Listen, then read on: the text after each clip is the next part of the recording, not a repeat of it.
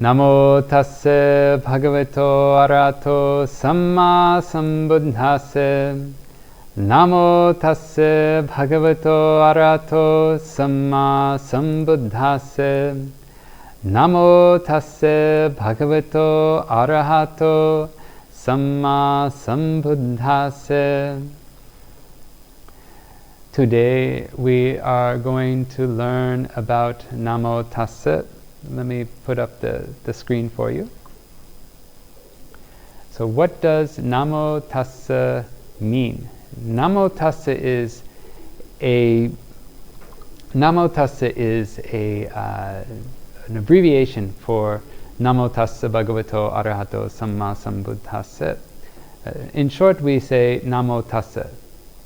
Sometimes we say Namo Tassa to the lay people, and immediately they will repeat this verse, Namo Tassa Bhagavato Arahato Sammāsambuddhassa.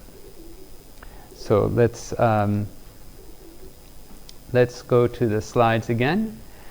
Today we are going to have a short teaching on Namo Tassa, mostly just the grammar, what it means word by word, the basic meaning, the word by word meaning, and the basic grammar.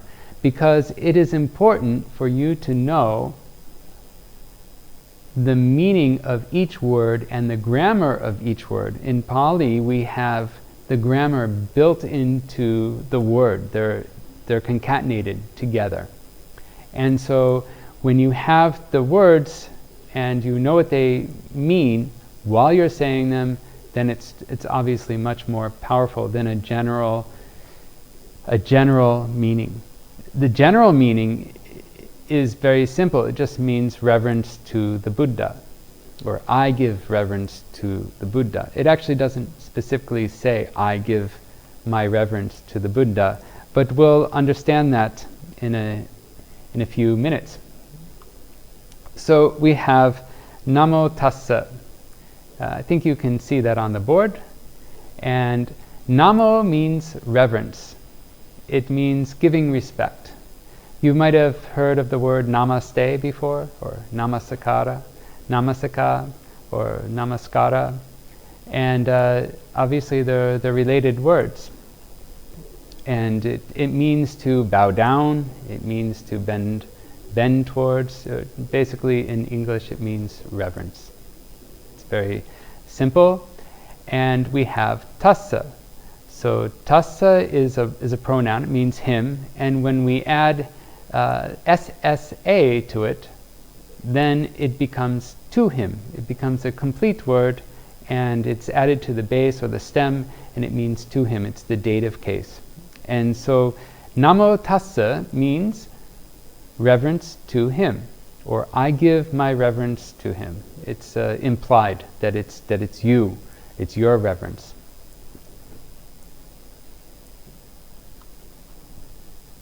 Then we have the word Bhagavato. Namo Tassa Bhagavato Arahato Sammāsambuddhassa.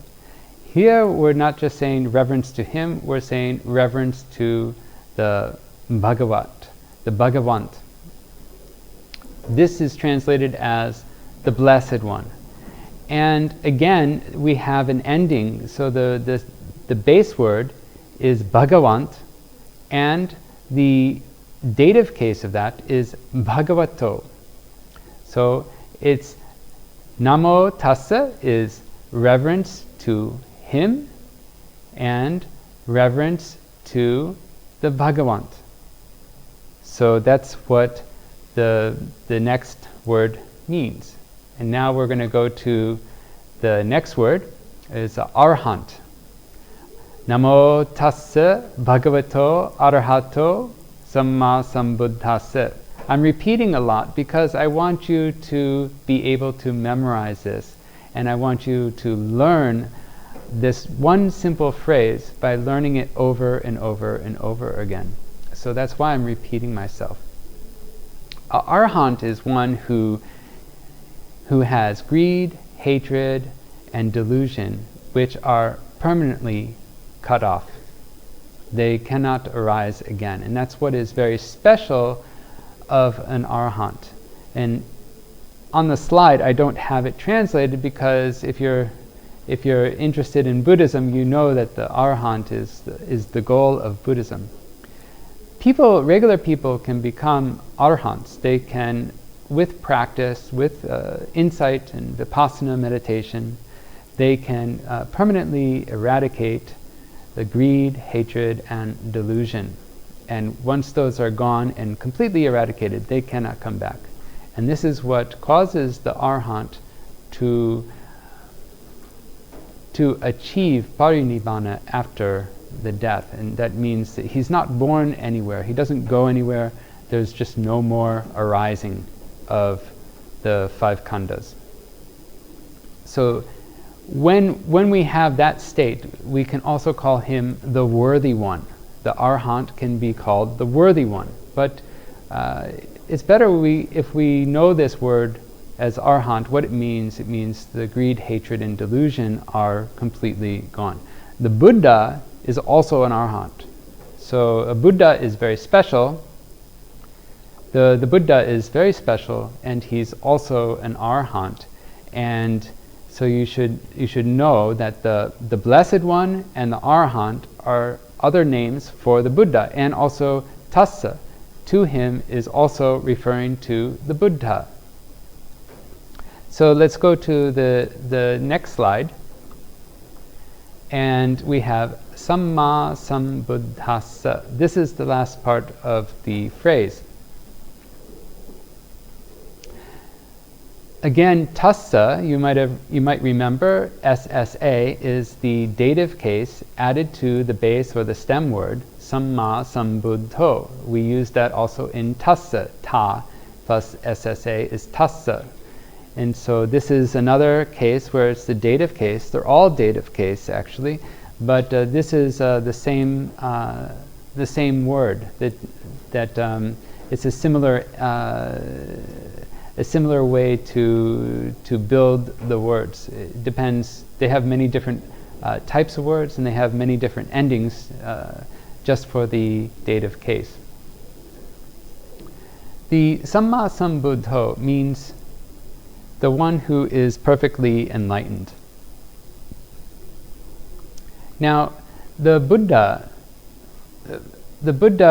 Sammāsambuddho is a perfectly enlightened Buddha, and it takes 4 asankhya and 100,000 eons in order to become a Sammāsambuddho. And it's very rare. It's a very rare occurrence in the world, and sometimes some other traditions say that you can become Buddha. If you investigate, they're not really talking about this Sammāsambuddho. They're talking about something else. Sometimes I don't even know what they're talking about. But the Sammāsambuddho, this is the Buddha that you see, the Buddhist statues. This is the Sammāsambuddho. This is the one who brought us the teachings, who discovered the teachings. A Buddha normally means one who discovers the teachings when the teachings are not being taught or not alive. We also have a Pacceka Buddha, we have a Sammāsambuddho. These are the 2 types of Buddhas that we have. And we are giving our respect to the Buddha. It's very rare to arise in the world, and this is very important to understand the difference between just an Arahant, and which you can attain in this life, and a difference between a Buddha. You cannot attain the Buddha. Sometimes Buddha means Arahant as well, but normally when we say Buddha, it means a Sammāsambuddha, like the great teacher, the Buddhist statues that we have. This represents a real person who existed a long time ago, and so this is what it means. So we have Namo Tassa Bhagavato Arahato Sammāsambuddhassa.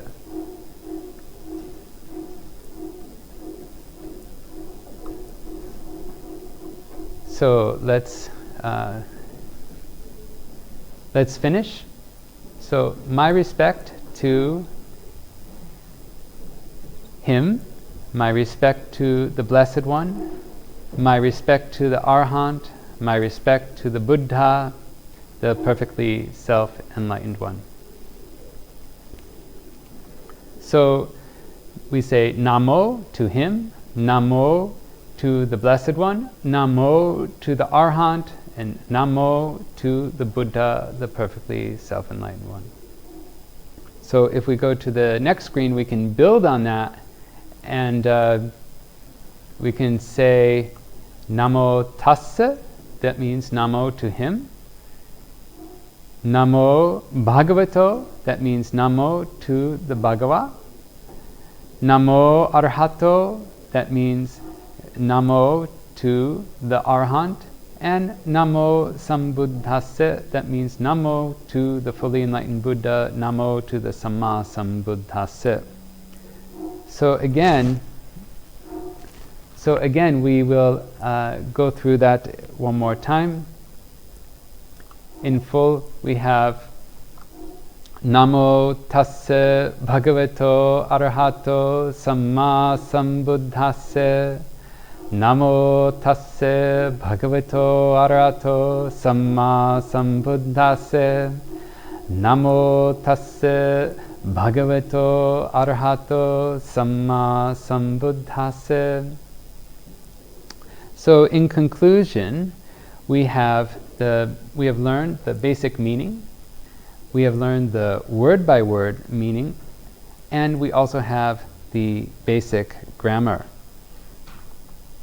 So I hope that you can know what you're saying while you're saying the Namo Tassa, and you can respectfully listen to the Dhamma talks, and you can give proper reverence as a preliminary to the Dhamma talks.